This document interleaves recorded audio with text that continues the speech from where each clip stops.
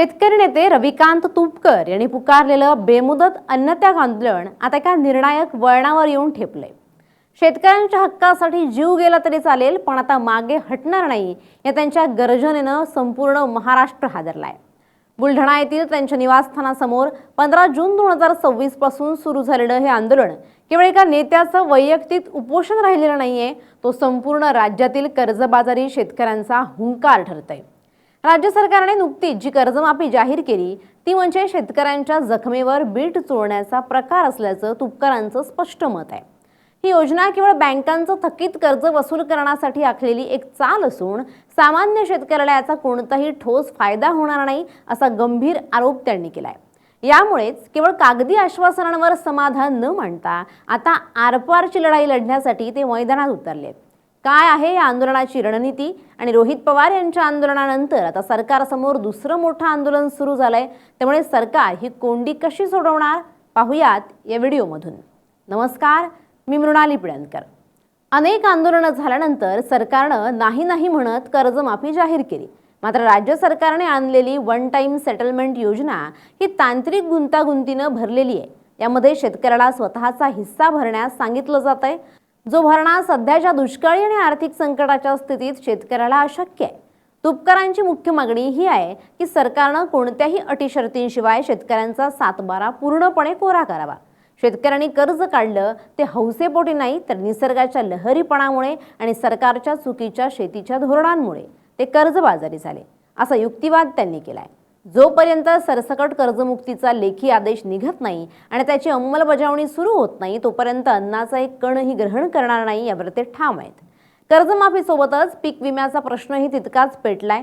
विमा कंपन्या दरवर्षी शेतकऱ्यांच्या खिशातून कोट्यवधी रुपये प्रीमियमच्या स्वरूपात गोळा करतात, मात्र जेव्हा नुकसान भरपाई देण्याची वेळ येते तेव्हा तांत्रिक कारणांचा आधार घेऊन शेतकऱ्यांना वाऱ्यावर सोडलं जातं। 2024-25 या वर्षातील पीक विम्याची रक्कम अद्याप अनेक जिल्ह्यातील शेतकऱ्यांच्या खात्यात जमा झालेली नाहीये। या उलट काही भागात तर विमा कंपन्यांचे प्रतिनिधी पंचनामे करण्यासाठी फिरकले नाहीयेत। या अन्यायाविरुद्ध तुपकरांनी आवाज उठवला असून हक्काचा विमा आणि अतिवृष्टीची मदत तात्काळ मिळायला हवी अशी त्यांची मागणी आहे। या मागण्यांसाठी त्यांनी यापूर्वीही अनेक आंदोलनं केली आहेत, परंतु प्रत्येक वेळी केवळ आश्वासन देऊन त्याची बोळवण करण्यात आली। म्हणूनच यावेळी त्यांनी अन्नत्याग हे अत्यंत टोकाचं पाऊल उचललंय। आंदोलनाच्या दुसऱ्या दिवशीच संपूर्ण विदर्भ आणि मराठवाड्यातून शेतकरी बुलढाण्याच्या दिशेने रवाना झालेत। तुपकरांच्या प्रकृतीबद्दल कार्यकर्त्यांमध्ये मोठी चिंता आहे, तरीही तुपकर स्वतः मात्र कमालीचे शांत आणि निश्चयी दिसतायत। त्यांनी डॉक्टरांना तपासणी करायला मज्जाव केलाय। जर शेतकऱ्यांच्या आत्महत्या सरकारला थांबवता येत नसतील तर माझ्या बलिदानानं जर त्यांना जाग येणार असेल तर मी त्यासाठी तयार आहे, असं भावनिक आवाहन त्यांनी केलंय। या आंदोलनाला आता राजकीय आणि सामाजिक वर्तुळातूनही मोठा पाठिंबा मिळतोय। ऑल इंडिया पॅन्थर सेनेनं या लढ्यात सक्रिय सहभाग नोंदवला असून राज्यातील इतर अनेक शेतकरी संघटनांनी सुद्धा या आंदोलनाशी आपली नाळ जोडली आहे। महाराष्ट्रातला शेतकरी मोठ्या प्रमाणामध्ये आत्महत्या करतो आहे। सरकारनं सांगितलं होतं की आम्ही महाराष्ट्रातला शेतकरी सरसकट कर्जमुक्त करू, सातबारा कोरा करू, आणि 1.5 वर्ष उलटून गेलं, 1.25 वर्ष झाले तरी हे कर्जमाफी द्यायला तयार नाही। आम्ही जी कर्जमाफी मागतो आहे, आम्ही माफी मागत नाही, आम्ही मुक्ती मागतो आहे। आम्हा शेतकऱ्यांवर झालेलं कर्ज हे सरकारच्या चुकीच्या धोरणामुळे झालेलं आहे। यांनी सोयाबीनला भाव मिळू दिला नाही, यांनी कापसाला भाव मिळू दिला नाही, यांनी कांद्याला उसाला भाव मिळू दिला नाही, यांनी दुधाला भाव मिळू दिला नाही। जेव्हा जेव्हा भाव मिळण्याची व्यवस्था तयार झाली तेव्हा यांनी निर्यातीवर बंदी आणली आणि सोयाबीन आयात करून सोयाबीनचे भाव पाडले, तेल आयात करून सोयाबीनचे भाव पाडले, कापूस आयात करून कापसाचे भाव पाडले, आणि दुर्दैवानं शेतीमालाचे भाव पाडल्यामुळे आमच्यावर मोठ्या प्रमाणामध्ये कर्ज झालं, आणि म्हणून आमचं कर्ज फेडणं ही सरकारची जबाबदारी आहे। आणि सरकारनं आता आम्ही शेतकरी नेत्यांनी आंदोलन केलं नागपुरात, तेव्हा आम्हाला आश्वासन दिलं होतं की आम्ही 30 जूनपर्यंत कर्जमाफी देऊ, पण दुर्दैवानं इतक्या जाचक निकष आणि अटी त्या कर्जमाफीमध्ये घातल्या गेले की 10 ते 15% शेतकरी सुद्धा त्या कर्जमाफीमध्ये बसणार नाही। उदाहरणार्थ 2019च्या कर्जमाफीमध्ये ज्यांना लाभ मिळाला त्यांना फक्त 50,000 रुपये मिळणार आणि वरचे पैसे त्यांनी भरायचे। म्हणजे ज्याच्यावर 5 लाख रुपये कर्ज आहे त्याला 50,000चा लाभ घ्यायचा असेल तर 4.5 लाख रुपये भरावे लागतील, म्हणजे त्याला सावकाराच्या दारात जावं लागेल।